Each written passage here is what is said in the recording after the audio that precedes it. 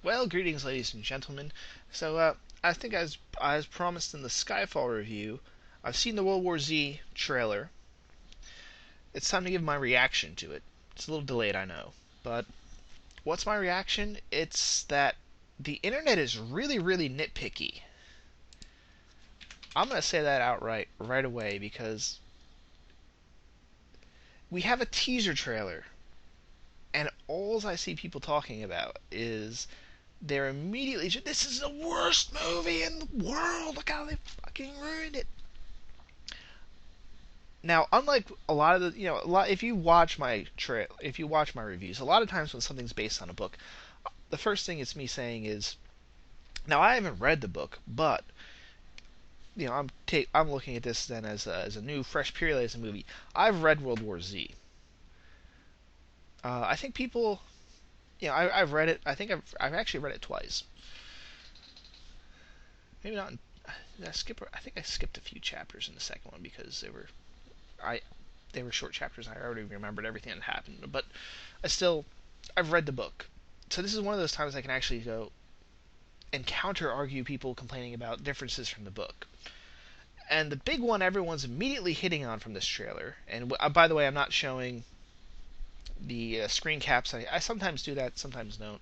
I think with this one, there's not much to talk about with the individual screen caps, especially since most of the big arguments thus far are in movement. So I still say still image is not going to help much there. And as I just said, people are complaining. The biggest thing people are complaining about is these aren't Shambler zombies; they're running zombies. Right there, that is, sir, a nitpick. And for you to call a movie a horrible failure based on a nitpick is ridiculous. And I think it's also, we have to look at it that, the Shambler zombies, nobody, the overall audiences no longer buy them as being a big of a threat. You have to make it as runners for cinematic purposes. Shamblers, this I don't think we can sell it. I mean, it's like that scene in. People were making fun of that constantly before the new era of zombie movies came out, where you had the new Dawn of the Dead, which a lot of people liked and a lot of people didn't mind the running zombies. They go, oh, that's a new element, that's cool. And of course, the more infected side of 28 Days Later. Now, Resident Evil has actually pretty much kept the Shamblers, except for when they made the hyper zombies. But then again, that was the hyper zombies. We won't get into the Las Plagas zombies. But yeah, that is such a nitpick, and one that you can't buy. It's like the scene now. Probably not a lot of people have seen this, but it's like in Hell of the Living Dead, which is an Italian zombie movie. They have one character who at one point is like trying to show, no, you fools, you have to shoot them in the head. He goes up and he starts playing with the freaking zombies because they're so slow and can't move that well.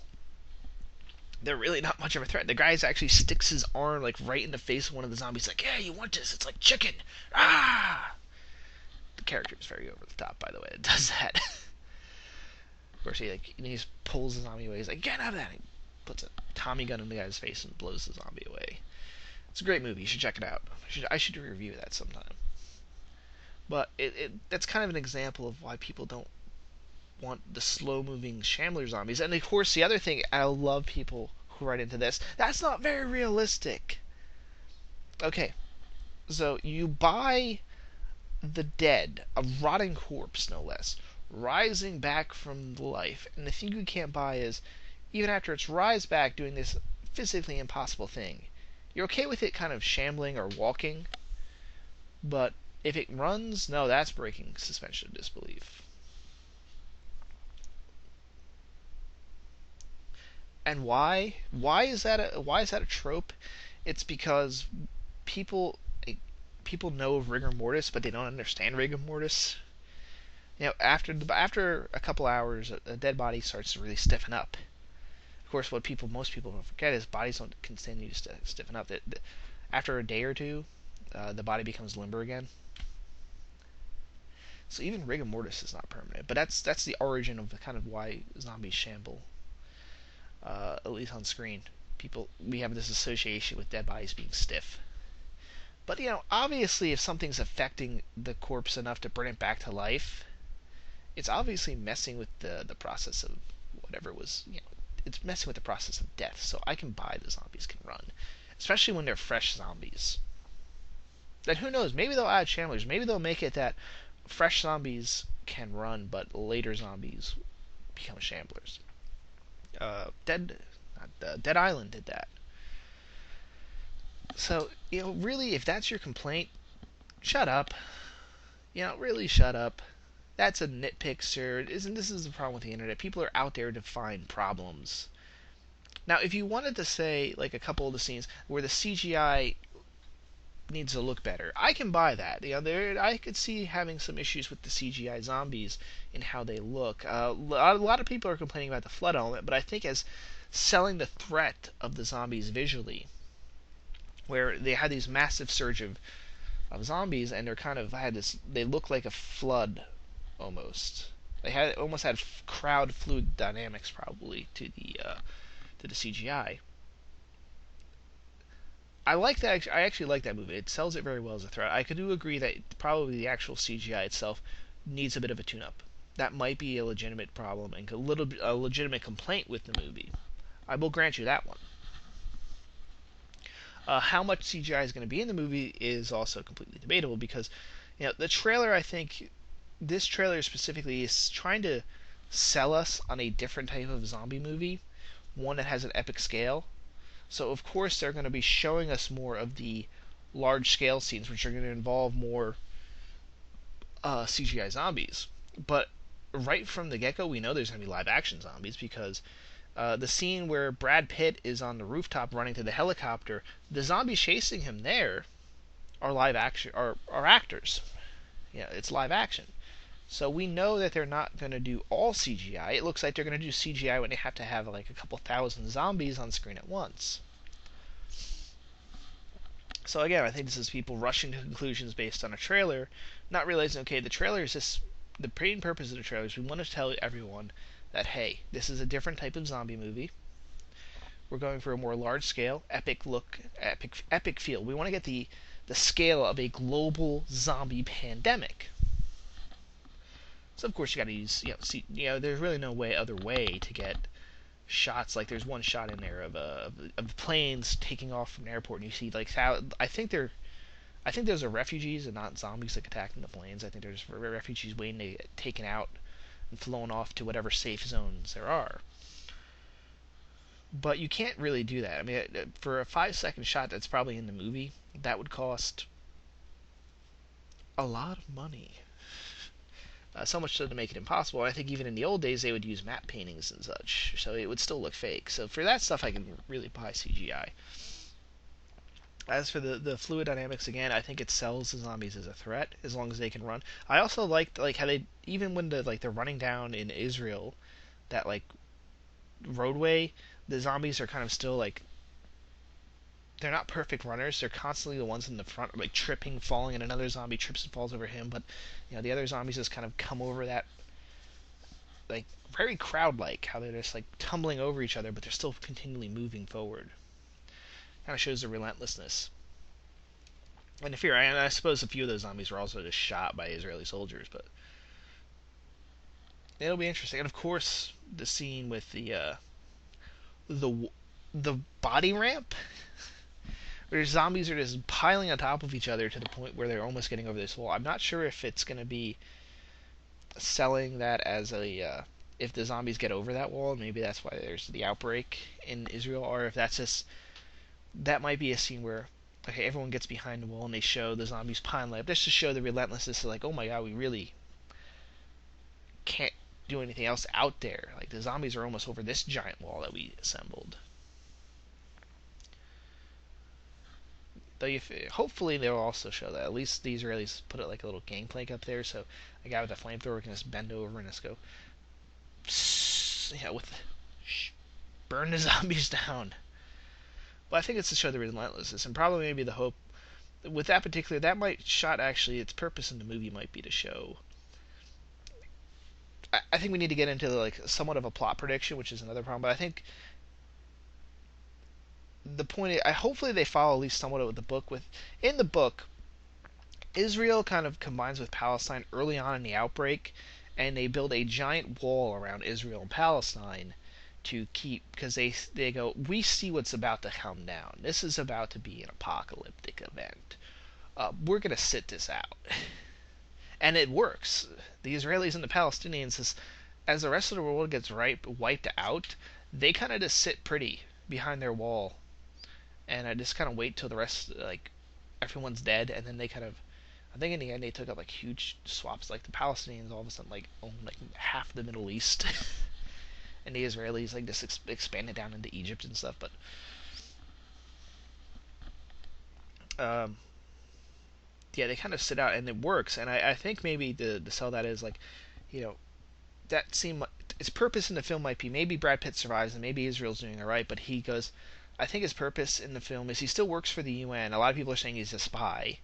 No, I think he might be an ex-spy, maybe, but it's still, even in the movie he calls his boss, and it shows like his boss pick up the phone in a helicopter that's flying away from a burning UN building. So I think that's why he's being used. You're a UN person. You can go around the world, and governments will let you in because we need you to find out how we can fight these things. And probably one of the first things he'll go to is Israel, because we go, oh, we hear the Israelis have a plan. We need you to go and find out what that plan is. And I think part of his problem is going to be like, he gets the Israelis. Hopefully, it will stop at the wall. Like maybe it gets over a minor wall, but then they have the big wall, and he goes, this works, but we can't do this now. We don't have the time. Um, we can't construct a massive. Israel and Palestine's a lot smaller than the U.S. We can't construct something like this. Maybe in a few areas, or maybe around a few towns we can do this, but since the virus is here, we can't accomplish this right now. This had to have been done before things got real bad. And speaking of the plot, this is the other thing. People are going, oh my god, the zombies just start off and are there. This is a teaser trailer. We have no idea how the movie starts off. First off, we don't know if the zombies just appear overnight, which they might in this movie, which you then can complain about, but you don't know that from this trailer. Just because the trailer starts with Brad Pitt in his car playing a word game with his kids doesn't mean that's a scene from that doesn't mean it's the very first scene. And even if it is the very first scene, it doesn't mean it's the first scene chronologically. And what I mean by that is maybe that's how the movie starts. The movie starts with the outbreak in Philadelphia, but they might start with that and then cut to the events leading up to that to show it was a little bit more of a slow build, or that might be more of a slow build. Maybe everyone is aware that there's this outbreak happening. Not a lot of people understand exactly what it's all about. Maybe even Pitt's like, okay, well, we're gonna take the kids and move to closer to my offices in New York because it's probably safer there. We hear about there's some weird stuff going on. We'll just take a drive over to New York, and then the big plague hits.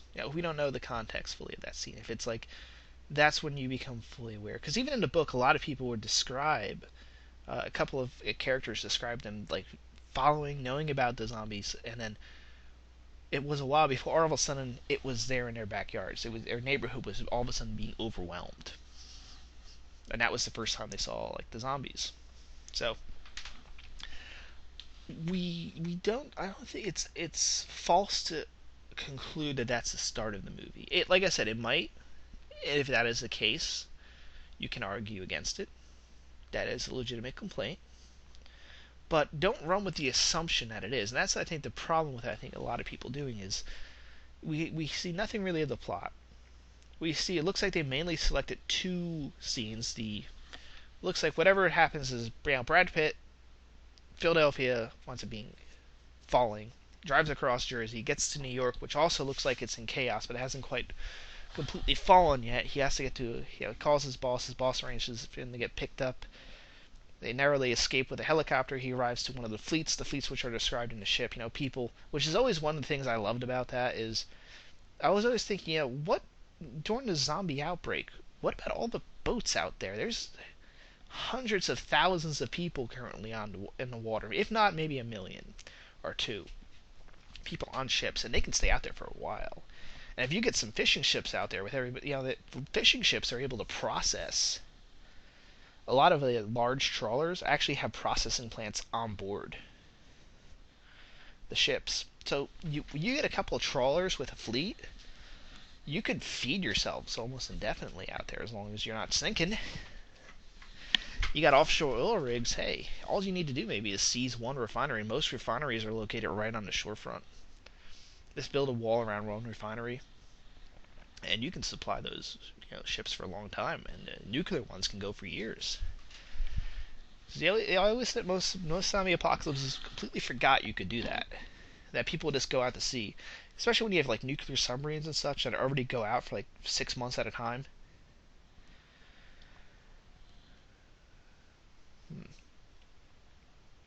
And it's I know Max Brooks has had input on this movie. Now, as for the director Mark Forster, what has he done before? Well, let's see. He's done Machine Gun Preacher. I've heard of that. I haven't seen it. He's done, Quantum of Solace guy. I actually kind of enjoyed Quantum of Solace, so I'm happy with that. Fiction. That's kind of his big one. I don't Finding Neverland, Monsters Ball, Loungers. I have heard there was some problems with the script, although it's hard to tell. I think studios are getting much more antsy and worried about movies failing, and are much more willing to. When you had the G.I. Joe reshoot, which I'm still convinced that, because the more I hear about it, the more all they did with the reshoot was add Channing Tatum back into it, which is pissing me off to no end. And even the director said, like, I had no idea that they were doing this until I got bombarded with almost the same time. So that to me tells the G.I. Joe reboot, or the G.I. Joe reshoots, were not done because the movie was horrible. It's because the failure of Battleship and John Carter, the studios have become incredibly antsy.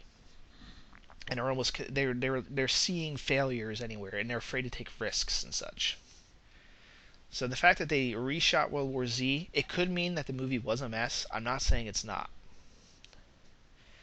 What I'm saying is that's not as good of an indicator as it used to be, just because of the way studios have become incredibly antsy with reshoots. And if anything, the reshoots might harm the film. Because if they're doing what they do with like G.I. Joe here, I'm worried. Because I should probably do another G.I. Joe video sometime around. I ranted on that one. But I'm not saying that the studios are wrong in this case. I think in the G.I. Joe case they are wrong. But in World War Z, the reshoot, I'm not saying that the studio was wrong. Sometimes the studio is right. But I'm saying that I have less of a reason to believe them now just because of the way studios are acting with reshoots, and they see films failing from every corner. And oftentimes, ironically, it seems like they're adding what is pissing off fans. I actually should do an entire thing on why the problem with test audiences, which is kind of leading to what most reshoots have a problem with. But I digress. So I'm still looking forward to this movie. This has been one of the ones I've been following for a while. As soon as I heard they were actually doing it, because I've always wanted to see a zombie movie, the zombie apocalypse. I wanted to see a movie about the actual scale disaster that's going on. Most zombie movies, either they're showing you the events leading up to the whole worldwide outbreak, like you see Patient Zero and a little bit that leads up to that, or you see the post-apocalypse. You see after the zombies have wiped out humanity, and then you hear all these stories. Like people will describe these great epic scenes. You're like, oh, I wish I saw that on scene or on script. Or sometimes they'll do what I like to call what they did like in Resident Evil Apocalypse, where you get one scene that transitions from, all right, this is pre-apocalypse, a little bit collapse, and then they have like one scene where it's like a shootout on the streets, where there's a bunch of cops like trying to hold the line, and they get overwhelmed eventually, and it's just like a 2-minute scene. But after that, then that's the cue for the audience that, okay, now the zombies have taken everything out. it's kind of a short run to show us what happened, to get the audience to the post-apocalyptic part. This movie sticks all with it. It's almost like, I love the beginning of Dawn of the Dead more so than the rest of the movie, because it was looking at that whole overall disaster, and that's where you can get your social commentary as well. This is the first time a zombie movie looks to truly be all about the apocalypse. It wants to show the scale of this thing, and I hope they also never get to the post-apocalyptic part, because that was, spoiler alert here, in the books, humanity fights back and this eventually wins. They have massive casualties, yes. In fact, most of humanity is wiped out, but there's still like a billion humans running around the planet. So it's not like they've been there's a billion humans and there's nation states afterwards. It's not like humanity was pushed. And there's maybe in all of the Southwest there's like 2 survivor groups running around. No, there's thousands of people. They're organized. There's armies.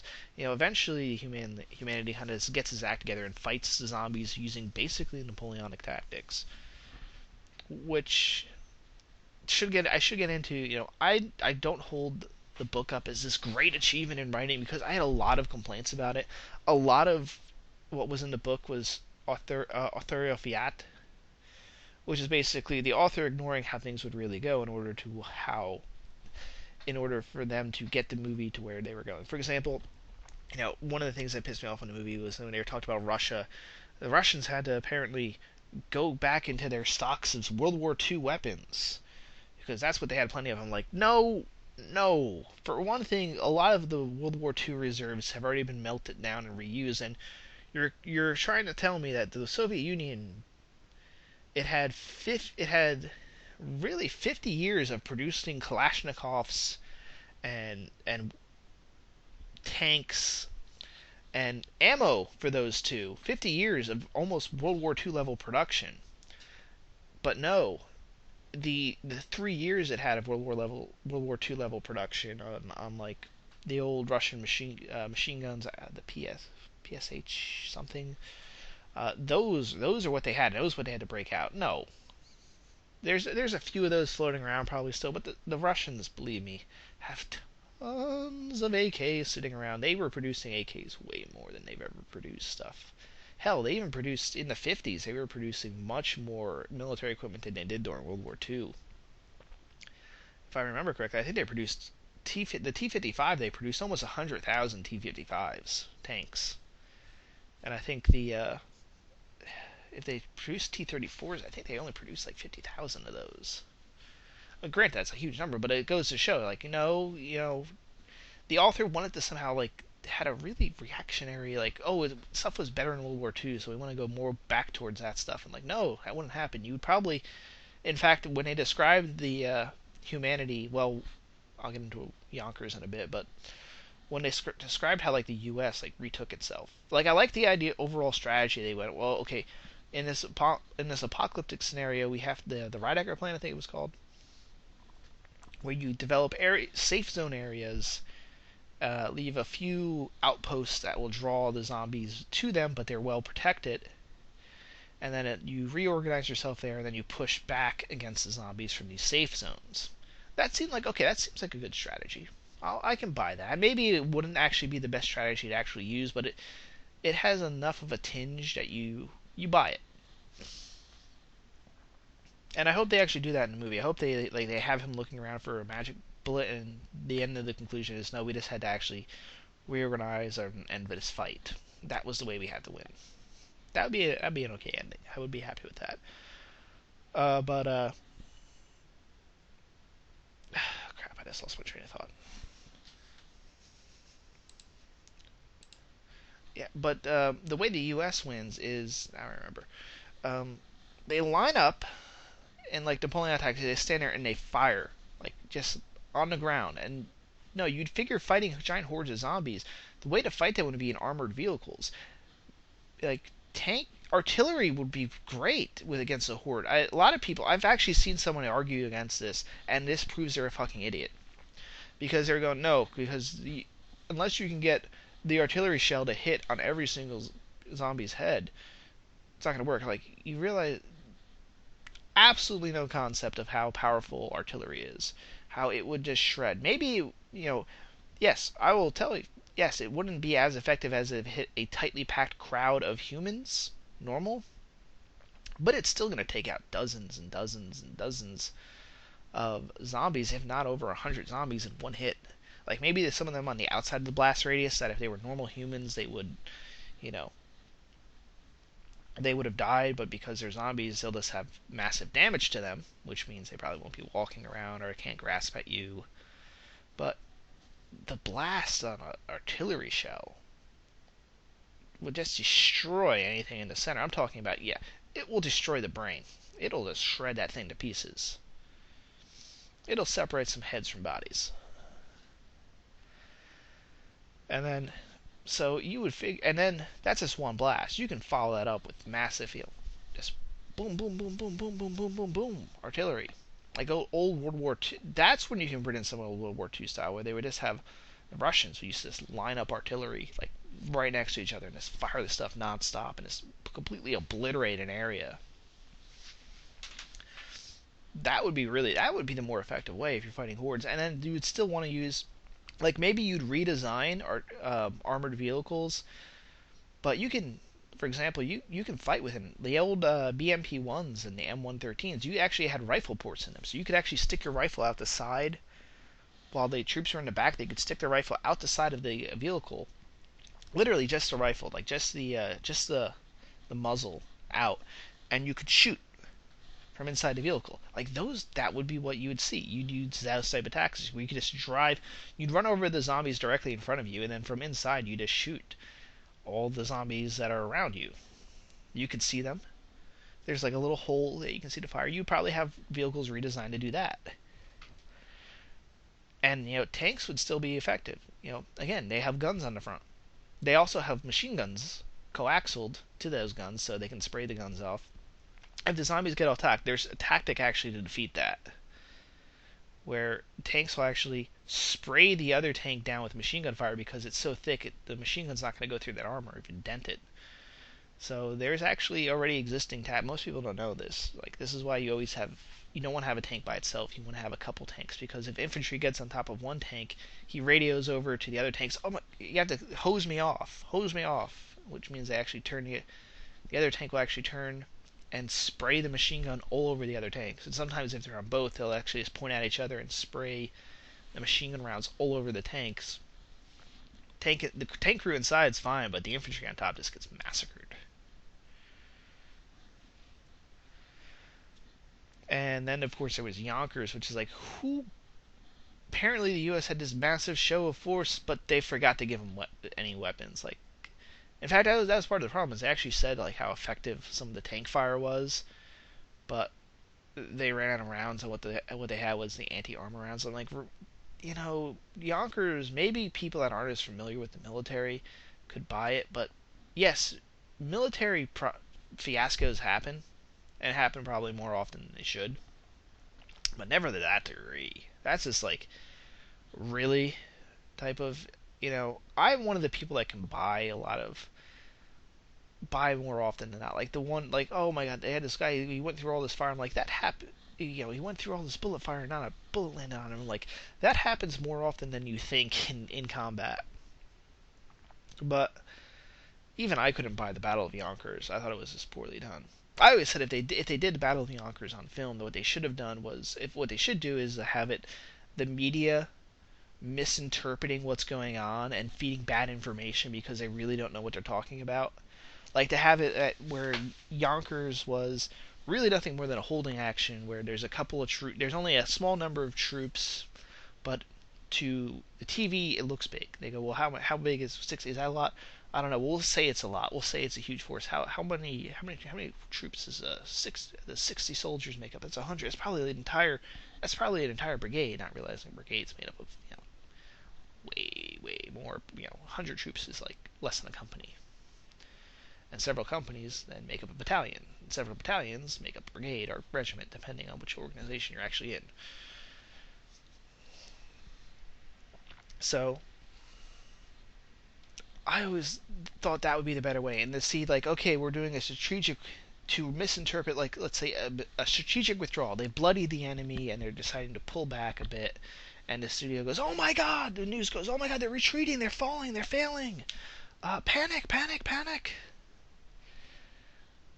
That I thought would have been a better way to do Yonkers, to have it completely misinterpreted by the media, because then you could have maybe them being out of ammo, the fact that they weren't supposed to get a lot of ammo. The command was like, well, they didn't need a lot of artillery support because they were just supposed to hold the line for a little bit, so we didn't give them a whole lot of supplies. And then for the media to interpret that the military is completely out of ammo, they have nothing to fight these guys with left. Yeah, we're doomed. Or maybe to have them have a little bit overwhelmed and like have some problems, but it wasn't a big part of the. To the military, it wasn't a big problem, but the media doesn't recognize that this is just a small little section. And that would have been the best way, I think, to redo Battle of Yonkers.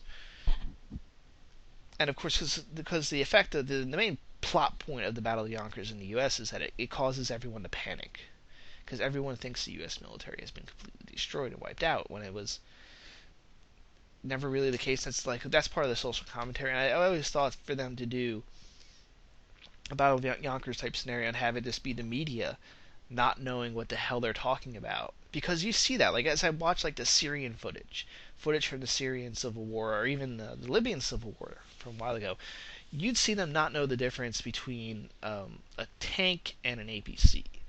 More often than not, they'd see this lightly armored APC and go, "Look at this big tank we have behind us. Obviously, the rebels have heavy," and you're going, "or heavy weaponry." And we're like, okay, APC you can interpret to being heavy weaponry, but that's an APC. It has a machine gun on top. It doesn't have a cannon. So it just to see that, you kind of see that stuff all the time in the news, and I think that would have been a better way to go. But I am digressing. Uh, I still have hope for this movie. I don't think it's going to be as bad as people are saying. Most of the people are complaining are very big fans of the book.